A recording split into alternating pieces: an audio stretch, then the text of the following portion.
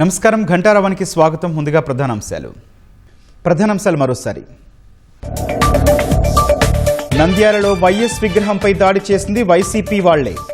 అబద్ధాలతో సానుభూతి కోసం యత్నించారని సీఎం ఆగ్రహం. వైసీపీ హయాంలో ఒక్క టీచర్ పోస్టు భర్తీ చేయలేదన్న చంద్రబాబు. మెగా డిఎస్సితో ఉద్యోగాలిస్తే ఓర్వలేకపోతున్నారని మండిపాటు. పరిశ్రమలు, పంచాయతీలకు పన్ను చెల్లించకపోతే ఎలా? పల్స్ సర్వే తరహాలో ట్యాక్స్ వసూళ్లకు డ్రైవ్ చేపట్టాలని పవన్ ఆదేశం. మద్యం ముడుపుల కేసులో సిట్ విచారణకు జగన్ పిఏ. బినామీ ఆస్తులపై కేఎన్ఆర్ను ప్రశ్నిస్తున్న అధికారులు.